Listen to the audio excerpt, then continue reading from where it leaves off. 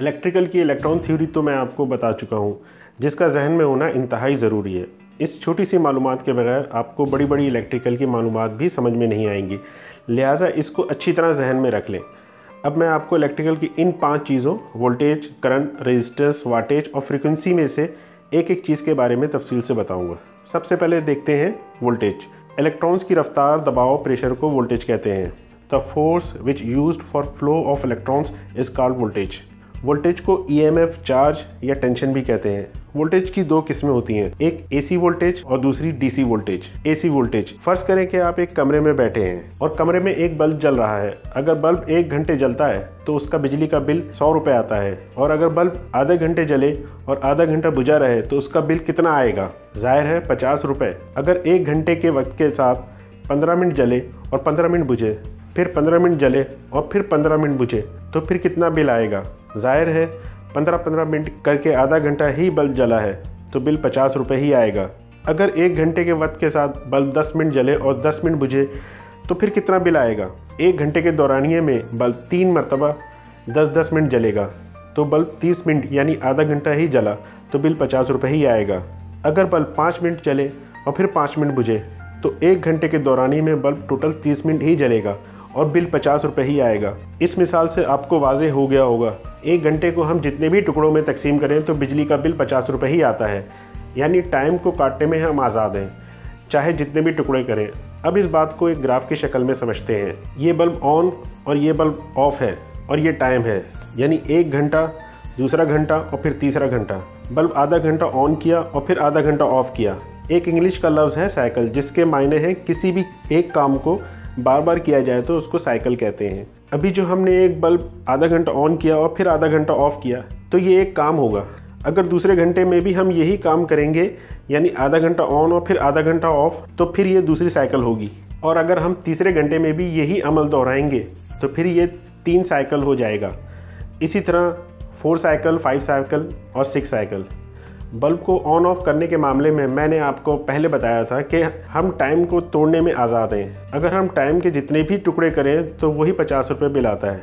लिहाजा हमने टाइम को इतने बारीक बारीक छोटे छोटे टुकड़ों में कर दिया कि इंसानी आँख उसको पकड़ ना सके। बल्ब ऑन ऑफ होता रहे, इस तरह पूरे घंटे बल्ब ऑन नज़र आता है। और ये हकीकत भी है, जब आप कमरे में बैठे होते हैं तो बल्ब ऑन ऑफ होता रहता है, लेकिन आपको महसूस नहीं हो रहा होता। इससे हमारी बिजली का खर्च आधा हो जाता है। इस बात का हिसाब किस तरह लगेगा कि कितनी मरतबा बल्ब ऑन ऑफ हो रहा है या कितनी साइकिल बन रही हैं, तो ये बहुत मुश्किल हो जाता है, क्योंकि साइकिल तो घंटों, दिनों और महीनों तक बन रही हैं, जिसे गिनना नामुमकिन है। इसलिए इसका हिसाब कुछ इस तरह किया जाता है कि 1 सेकंड में कितनी साइकिल बनती हैं। जब हमने हिसाब किया तो 1 सेकंड में 50 साइकिल बन रही थी।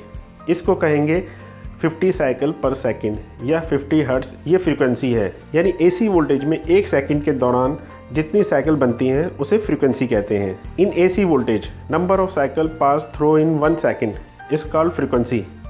हमारे यहाँ पाकिस्तान में बिजली सप्लाई कंपनी जो बिजली सप्लाई करती है उसके वोल्टेज 220 वोल्ट है और उसकी फ्रीक्वेंसी 50 हर्ट्ज है। फ्रीक्वेंसी का यूनिट हर्ट्ज है और फ्रीक्वेंसी को फ्रीक्वेंसी मीटर से चेक करते हैं। फ्रीक्वेंसी चेक करने के लिए फ्रीक्वेंसी मीटर की एक तार को फेस की तार के साथ लगाते हैं और दूसरी तार को न्यूट्रल की तार के साथ लगाते हैं। इस डायग्राम को अच्छी तरह जहन में रख लें। मैं आपको पहले बता चुका हूं कि दुनिया के किसी भी मुल्क में बिजली सप्लाई कंपनी जो घरों में बिजली सप्लाई करती है उसमें वोल्टेज और फ्रीक्वेंसी होती है।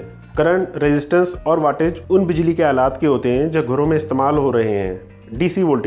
डीसी वोल्टेज में ऑन ऑफ नहीं होता। इसको ग्राफ की शक्ल में सिर्फ एक सीधी लकीर की तरह जाहिर किया जाता है। ये वोल्टेज पॉजिटिव भी होते हैं, जैसे पॉजिटिव 5 वोल्ट, और नेगेटिव भी होते हैं, नेगेटिव 5 वोल्ट। क्योंकि ये डीसी वोल्टेज ऑन ऑफ नहीं होते या इनमें साइकिल नहीं बनती, इसलिए डीसी वोल्टेज में फ्रीक्वेंसी नहीं होती। सिर्फ एसी वोल्टेज में फ्रीक्वेंसी होती है। एसी वोल्टेज हमें कहाँ से हासिल होते हैं? एसी वोल्टेज हमें बिजली सप्लाई कंपनी की सप्लाई से, एसी जनरेटर से या ट्रांसफार्मर की आउटपुट से मिल सकते हैं। डीसी वोल्टेज हमें कहाँ से हासिल होते हैं? डीसी वोल्टेज हमें किसी भी सेल से, बैटरी से, डीसी जनरेटर से या रेक्टिफाइड डायोड से मिल सकते हैं। रेक्टिफाइड डायोड एक पुर्जा या एक कंपोनेंट होता है जो एसी वोल्टेज को डीसी वोल्टेज में तब्दील कर देता है।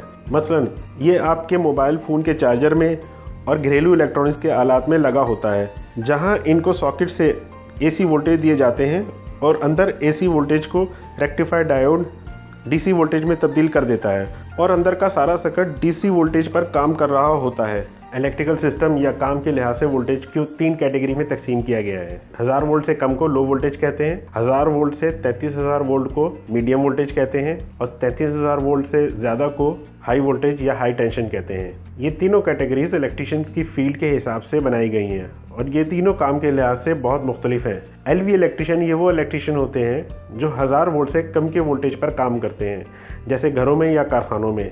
एमवी इलेक्ट्रिशियन ये वो इलेक्ट्रिशियन होते हैं जो 1000 वोल्ट से 33000 वोल्ट तक की लाइनों में काम करते हैं, जैसे लाइनमैन या transmission and distribution electrician.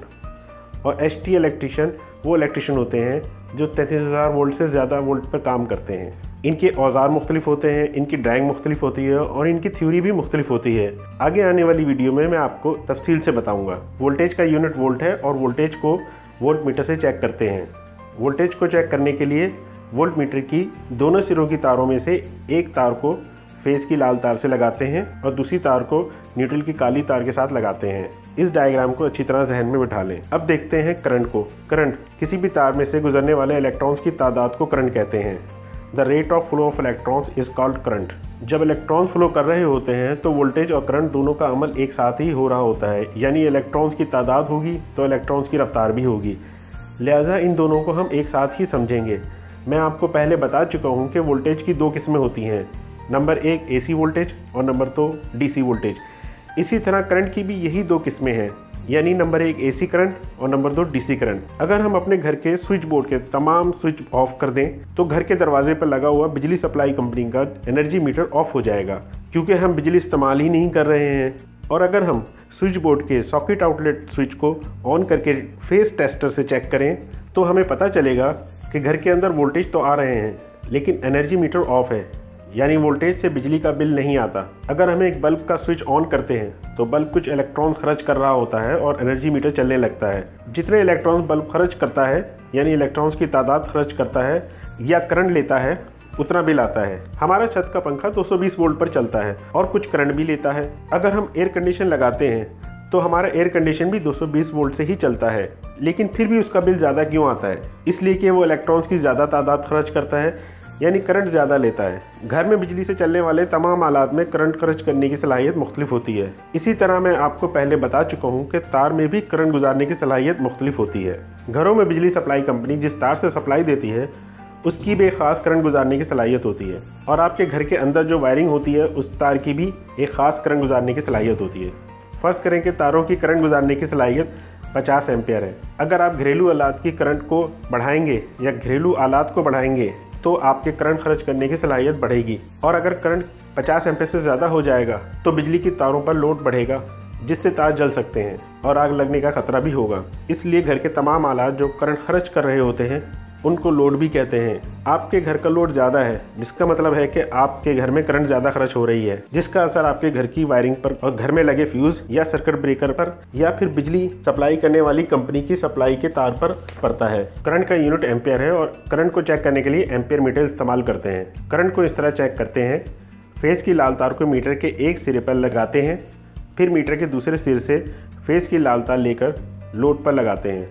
Load के दूसरे सिरे से न्यूट्रल की काली तार लेकर न्यूट्रल में लगा देते हैं। करंट मीटर को सिर्फ फेस की तार के साथ ही लगाया जाता है। फेस की लाल तार को काटे बगैर अगर करंट चेक करनी हो तो क्लैंप मीटर इस्तेमाल करते हैं। क्लैंप मीटर का इस्तेमाल मैं आपको प्रैक्टिकल की क्लास में बताऊंगा। अब आप वोल्टेज और करंट के दरमियान फ़र्क को अच्छी तरह समझ चुके होंगे। इलेक्ट्रॉन्स के गुजरने की रफ्तार या दबाव को वोल्टेज कहते हैं। गुजरने वाले इलेक्ट्रॉन्स की तादाद को करंट कहते हैं। वोल्टेज का यूनिट यानी नापने का पैमाना वोल्ट है और करंट का यूनिट एम्पियर है। वोल्टेज को वोल्ट मीटर से चेक करते हैं और करंट को एम्पियर मीटर से चेक करते हैं। वोल्टेज को चेक करने के लिए वोल्ट मीटर के दोनों तारों को फेज और न्यूट्रल पर रखते हैं और करंट को चेक करने के लिए एम्पियर मीटर को सिर्फ फेज के साथ सीरीज में या सिलसिलावार लगाकर चेक करते हैं। रेजिस्टेंस। अब मैं आपको तीसरे नंबर पर आने वाली इलेक्ट्रिकल की चीज़ रेजिस्टेंस के बारे में बताऊंगा।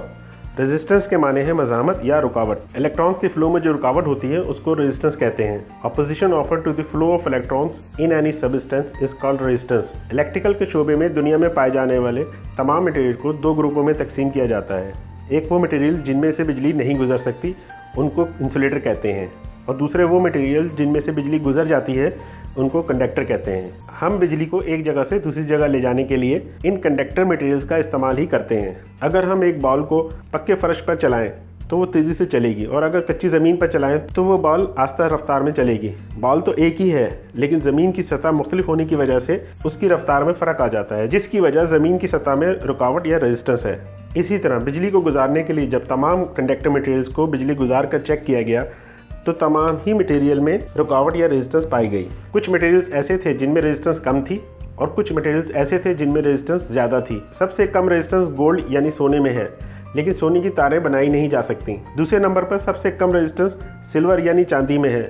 सिल्वर की कीमत भी ज़्यादा होने की वजह से उसकी तारें भी नहीं बनाई जा सकती। लिहाजा तीसरे नंबर पर कम रेजिस्टेंस पाए जाने वाले मटेरियल कॉपर की तारें इस्तेमाल की जाती हैं। मौजूदा हालात में कॉपर मटेरियल की कीमत भी ज़्यादा होने की वजह से सिर्फ मोटी केबल्स में चौथे नंबर पर कम रेजिस्टेंस होने वाले एल्युमिनियम मटेरियल का इस्तेमाल किया जाता है। इंटरनेशनल इलेक्ट्रिकल के कानून IEE, NEC और दीवा के मुताबिक किसी भी बिल्डिंग या घर के अंदर सिर्फ कॉपर वायर का इस्तेमाल ही किया जाता है। एल्युमिनियम की वायर बिल्डिंग या घर से बाहर हाई वोल्टेज और ट्रांसमिशन एंड डिस्ट्रीब्यूशन में इस्तेमाल की जाती है। ज़्यादातर इलेक्ट्रिशियन एल्युमिनियम की वायर को सिल्वर की वायर कहते हैं, जो गलत है। रेजिस्टेंस की वजह से दो अमल होते हैं।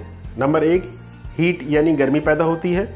नंबर 2 वोल्टेज ड्रॉप यानी वोल्टेज कम होते हैं या इलेक्ट्रॉन्स के फ्लो में इलेक्ट्रॉन्स की रफ्तार कम होती है। ये इलेक्ट्रिशियन की जिम्मेदारी है कि हीट को कंट्रोल करे और उसको इस हद तक रखे जिससे इलेक्ट्रिकल की चीज़ें ख़राब ना हो, और वोल्टेज ड्रॉप भी कंट्रोल करे और तमाम इलेक्ट्रिकल के आलात को पूरे 220 वोल्ट पहुँचें ताकि तमाम आलात सही तौर पर काम करें। ये तमाम काम उसी सूरत में हो सकते हैं जब इलेक्ट्रिशियन रेजिस्टेंस को अपने कंट्रोल में रखे। रेजिस्टेंस को अपनी मर्जी से कम ज़्यादा करके काबू में रखने के लिए दो बुनियादी सबक को सीखना बहुत ज़रूरी है, जिससे आपको काम करने के दौरान बहुत मदद मिलेगी। नंबर 1 बेसिक रेजिस्टेंस सर्किट और number 2 law of resistance. Resistance का यूनिट ओम है और रेजिस्टेंस को ओम मीटर से चेक करते हैं। ओम मीटर की दोनों तारों में से एक तार को फेज की लाल तार के साथ लगाते हैं, दूसरी तार को न्यूट्रल की काली तार के साथ लगाते हैं। याद रखें, सर्किट में बिजली की सप्लाई ऑफ होनी चाहिए, वरना ओम मीटर जल जाएगा। इस तरह कनेक्शन करने से लोड की रेजिस्टेंस मालूम होगी। इस सर्किट को अच्छी तरह जहन में रखें। एक अच्छे इलेक्ट्रिशियन को सर्किट की रेजिस्टेंस को कंट्रोल करना आना चाहिए। ये उसी सूरत में मुमकिन है जब इलेक्ट्रिशियन को रेजिस्टेंस के दो बुनियादी सबक जहन में हो। आप भी इन दो बुनियादी सबक को जहननशी कर लें, इससे आपको काम करने के दौरान बहुत मदद मिलेगी। नंबर 1 बेसिक रेजिस्टेंस सर्किट और number 2 law of resistance. Basic resistance circuit, इसमें आप देखेंगे कि इलेक्ट्रिकल के आलात की वायरिंग को मामूली तब्दील करके आप किस तरह पूरे सर्किट की रेजिस्टेंस को तब्दील कर सकते हैं। ये दो तरह की वायरिंग होती है। Number 1 series circuit. ये तो आप जानते ही हैं कि इलेक्ट्रिकल के आलात को फेज और न्यूट्रल के दो तारों के साथ कनेक्शन करके चलाया जाता है। अगर दो इलेक्ट्रिकल की चीज़ों को इस तरह जोड़ा जाए तो इस सर्किट को सीरीज सर्किट कहते हैं। सर्किट को समझाने के लिए मैं इस तरह आसान कर देता हूँ। रेजिस्टेंस को इस तरह जाहिर करते हैं। ये बात मैं आपको पहले बता चुका हूँ कि बिजली से चलने वाले तमाम आलात में रेजिस्टेंस होती है। अगर इस रेजिस्टेंस की अलामत को इस सर्किट में लगा दें तो ये सर्किट कुछ इस तरह बन जाता है। अगर ओम मीटर की दोनों तारों को पॉइंट A और पॉइंट B पर रखें तो ओम मीटर 10 ओम रेजिस्टेंस जाहिर करेगा। अगर ओम मीटर की दोनों तारों को पॉइंट B और पॉइंट C पर रखें तो ओम मीटर 5 ओम रेजिस्टेंस जाहिर करेगा। और अगर ओम मीटर की दोनों लीड्स को पॉइंट A और पॉइंट C पर रखें तो टोटल रेजिस्टेंस कितनी होगी? जी हाँ, टोटल रेजिस्टेंस 15 ओम्स होगी। सीरीज सर्किट की टोटल रेजिस्टेंस मालूम करने का फार्मूला ये है, RT बराबर है R1 जमा R2। दूसरा सर्किट है पैरेलल सर्किट। अगर लोड को इस तरह जोड़ा जाए तो टोटल रेजिस्टेंस क्या होगी? इस सर्किट की पॉइंट A और पॉइंट B पर टोटल रेजिस्टेंस 3.33 ओम्स होगी।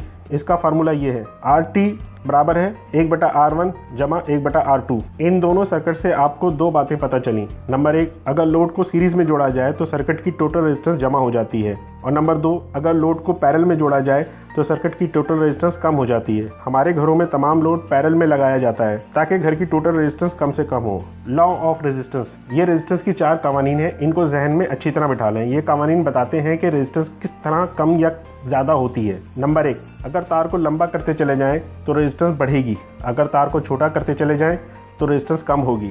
नंबर 2, अगर तार पतली करते चले जाएं तो रेजिस्टेंस बढ़ेगी। अगर तार को मोटा करते चले जाएं तो रेजिस्टेंस कम होगी। नंबर 3, अगर तार एल्युमिनियम की होगी तो रेजिस्टेंस बढ़ेगी। अगर तार कॉपर की होगी तो रेजिस्टेंस कम होगी। नंबर 4, अगर तार गर्म होती जाएगी तो रेजिस्टेंस बढ़ेगी। अगर तार ठंडी होती जाएगी तो रेजिस्टेंस कम होगी। इन दो बुनियादी सबक बेसिक रेजिस्टेंस सर्किट और लॉ ऑफ रेजिस्टेंस को अच्छी तरह याद कर लें। क्योंकि ये प्रैक्टिकल वर्क में बहुत काम आएगा। अगली आने वाली वीडियोस में मैं आपको वाटेज यानी इलेक्ट्रिकल पावर से मुतालिक बताऊंगा। अक्सर हम जब बाजार जाते हैं तो 1 किलो के हिसाब से कुछ चीज़ें खरीदते हैं। ये किलो क्या है? किलो नाप तोल का कोई पैमाना नहीं है। ठोस चीज़ों को ग्राम में तोला जाता है, लिक्विड यानी पानी की तरह की चीज़ों को लीटर में तोला जाता है। ये वो बुनियादी चीज़ें हैं जो हम स्कूल में पढ़ चुके हैं। किलो जब कोई यूनिट नहीं है तो फिर हम बाजार से सौदा लेते वक्त इसका इतना इस्तेमाल क्यों करते हैं? 1 दर्जन का क्या मतलब है? 1 दर्जन 12 की तादाद को कहते हैं और इसका कोई और मतलब नहीं है। यानी दर्जन को किसी भी चीज़ के साथ लगाकर इस्तेमाल कर सकते हैं। जैसे 1 दर्जन केले या 1 दर्जन अंडे, यानी 12 केले या 12 अंडे। जिस तरह 12 एक तादाद है, इसी तरह किलो भी एक तादाद को कहते हैं। 1000 की तादाद को किलो कहते हैं। जब हमें मार्केट से 1000 ग्राम की चीज़ चाहिए होती है तो हम 1 किलोग्राम कहते हैं। 1 किलोग्राम को मुख्तसर करके 1 किलो बन गया है। कंप्यूटर की मेमोरी को बाइट कहते हैं। अगर 2000 बाइट कहना होगा तो हम इसको 2 KB यानी 2 किलो बाइट कहते हैं। इसी तरह फासले का यूनिट मीटर है। अगर फासला 3000 मीटर होगा तो हम इसको मुख्तसर में 3 किलोमीटर लिखेंगे। किलो डायमेंशनल प्रीफिक्सेस कहलाते हैं। इनमें से कुछ का इस्तेमाल इलेक्ट्रिकल में बहुत किया जाता है। जैसे 5000 वोल्ट को 5 KVA लिखते हैं। 4000 ओम्स को 4 किलो ओम्स लिखते और कहते हैं। वाटेज 2000 वाट हो तो 2 किलोवाट कहते हैं। फ्रीक्वेंसी 6000 हर्ट्ज हो तो 6 किलो हर्ट्ज कहते हैं। यहाँ मैं आपको सिर्फ 4 बुनियादी प्रीफिक्सेस के बारे में बताना चाहता हूँ जो कि इलेक्ट्रिकल में बहुत इस्तेमाल किए जाते हैं। किलो को K से ज़ाहिर करते हैं। 1000 की तादाद को किलो कहते हैं। मेगा को M से ज़ाहिर करते हैं। 10 लाख की तादाद को मेगा कहते हैं। मिली को स्मॉल m से ज़ाहिर करते हैं। किसी भी एक यूनिट का 1000वां हिस्सा मिली कहलाता है। यानी अगर किसी भी एक चीज़ के 1000 टुकड़े करें तो उसका एक टुकड़ा यानी बहुत थोड़ी सी चीज़, जैसे 1 ग्राम चीज़ को और कम करके 1 मिलीग्राम हो, ये भी एक तादाद ही है। मसलन 0.300 एम्पियर यानी 1 एम्पियर करंट से भी कम, इसको 300 मिली एम्पियर कहेंगे। माइक्रो को यू से ज़ाहिर करते हैं। 1/10 लाखवां हिस्सा, किसी भी एक यूनिट का 1/10 लाखवां हिस्सा माइक्रो कहलाता है। मसलन आपने अक्सर छत के पंखों में लगा कैपेसिटर तो देखा होगा। इसकी वैल्यू 3.5 माइक्रोफेराड होती है। फेराड उसका यूनिट है और माइक्रो का यू उसकी प्रीफिक्स है। इन 4 प्रीफिक्सेस को अपने जहन में बिठा लें, यह आपके बहुत काम आएंगे और आगे आने वाली इलेक्ट्रिकल की वीडियोज़ में मैं मज़ीद इसका बार बार जिक्र करूँगा। इस क्लास से मुतालिक अगर आपके जहन में कोई सवाल हो तो कमेंट्स के ज़रिए ज़रूर पूछें।